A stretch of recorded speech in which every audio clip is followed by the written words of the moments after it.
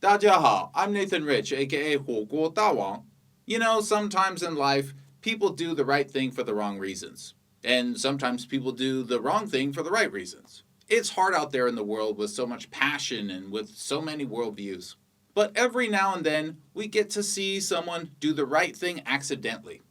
Those moments are near and dear to my heart. I'm talking, of course, about the very top China news story today. The lady who called the BBC fake news.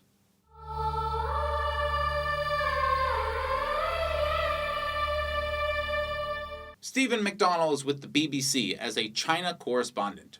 While working on the riots of Hong Kong, he had an interesting experience with a counter-protester. But wait, let's back up. If you're in the West, you probably get a lot of your information from sources like the BBC.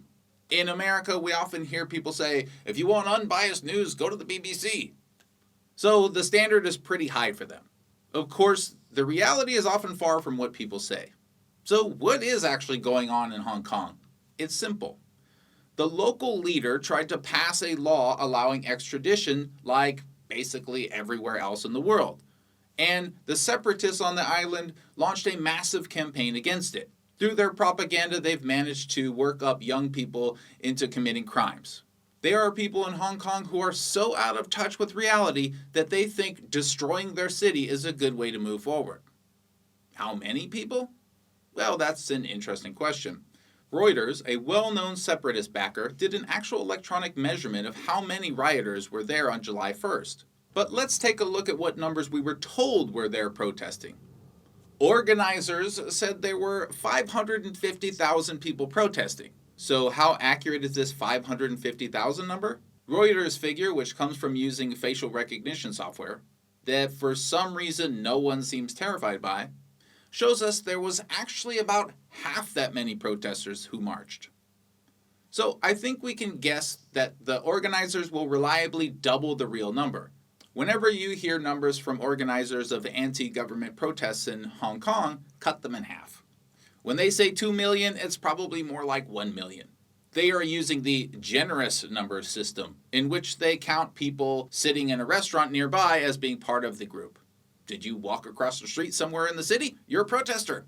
There have been some anti-riot protests as well. Many people in Hong Kong want to go back to work, want to move on with their lives, and yes, get closer to the rest of China. They've been protesting as well, though for some reason I haven't seen much coverage of that anywhere. It's almost like Western media wants chaos in Hong Kong. Anyway, so Stephen was in one of these anti-riot protests recently, and he had this to say. A protester from a pro-independence group, you could call them. Okay, a protester from a pro-independence group. A separatist. Someone who wants to break their company into pieces. Yeah, go on. Has been arrested for having explosives, and the police say 10 Molotov cocktails in a storage area. Holy wow! This is big news. The rioters, who have already broken into government buildings, bitten off people's fingers, ganged up on innocent women, thrown bricks at police officers, and waged general violence against the city, have now been proven to have bombs. They have a bomb storage area. Look at that! Look at these terrorist weapons! No wonder this is the top news story. But why is the title of this story, Pro-China Hong Kong Protester Calls BBC Reporter Fake News?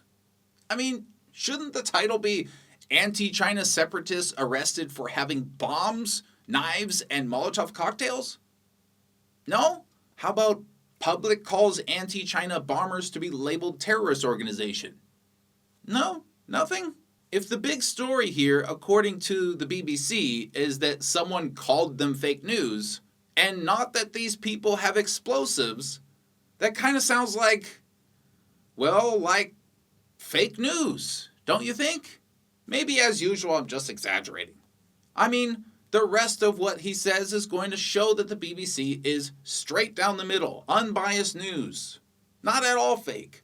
Now this will fuel the criticism in certain circles that Hong Kong's political crisis is moving into a new, potentially more violent phase. And we saw that last weekend, and we may see it again tomorrow when there'll be a much larger rally than this in favour of democracy. Dear God, there's already so much to unpack here. So what he just told me is that the concern about the anti-China terrorists is not that they want to burn down buildings, potentially killing people. It's not that they want to destroy their city or that they have now shown the world that what I've been saying all along is true. They want violence. No, according to the BBC, the concern is that this will fuel criticism of them. Why is it bad to criticize anti-China terrorists? Unless, of course, you're saying that the BBC is on their side. If you're saying that the BBC wants more violence, then it all makes sense. Of course you don't want that side to be criticized. And by certain circles, do you mean every single logical person in the world? Who the hell wouldn't criticize a bunch of people burning down their city because they hate their country? Who are the certain circles of people that support this chaos? And notice when he acts like, oh, tomorrow there's going to be a much bigger rally in favor of democracy. While the size of protests are interesting, they aren't how politics actually work, as you know. They are more of an indication of how angry people are about something than how many people believe in it. So while there may be a larger rally on the other side, that in and of itself doesn't prove any kind of big point. But it's the next part that's more revealing. The people who want peace and integration with the rest of the country, you're calling pro-China, while the people with Molotov cocktails who want their country broken, you called pro-democracy? Alright, dude, I really didn't want to jump into this subject because it takes more of a real discussion to bring proper context. But you're forcing it out of me, so here we go. Listen carefully and you might learn something about why the BBC could be called fake news. Ready? First of all, democracy doesn't exist in its pure form. There are no countries where everyone votes on everything and whatever the vote says happens. You know why that's true? Because democracy doesn't work in its pure sense. In fact, nothing does. A democracy like that would be extremely dangerous and volatile. Democracy does not exist outside of theory. Major Western governments don't allow for certain positions to be elected. They are appointed. That is not a democracy. When a president wins the popular vote but loses the electoral vote in America and doesn't become president, that is not a democracy. So then, what's the difference between a democratic country and a non-democratic country? I think there's two ways of looking at it. The most common would be that in general the will of the people is respected, at least in principle. And the other way to view it is that the government itself is a reflection of the people's will. You can't be this incompetent or ignorant about China. So the logical conclusion seems to be that you know these aren't pro-democracy people, and yet you go out of the way to call them that. That's fake news, dude. And there's a sort of anti-media feeling amongst these, amongst this crowd, partly because they don't like the reporting from we're doing. Well, there's nothing fake in what we're saying, I'm sorry. Okay, so now we see this lady come along, and she thinks he's talking smack about the unity crowd, and she's saying he's fake news. She thinks he's saying they aren't peaceful or something, and he responds with, well, there's nothing fake that we're saying. Stephen, you are saying facts, but you're using weasel words and slipping in certain ideologically charged phrases. That's opinion. That's not the news, that's fake news. When someone says you're fake news, they aren't saying you're making up facts entirely. They're saying you aren't presenting them in an informative and truthful way. They're saying you're propagandizing in one certain way when you're supposed to be a news agency. That necessitates people like me to counter your BS. I have to come out and call you on it because you represent the company that most people are telling me is neutral. What you're saying is that there are two sides to this story. One which is pro-democracy and one which is anti-democracy.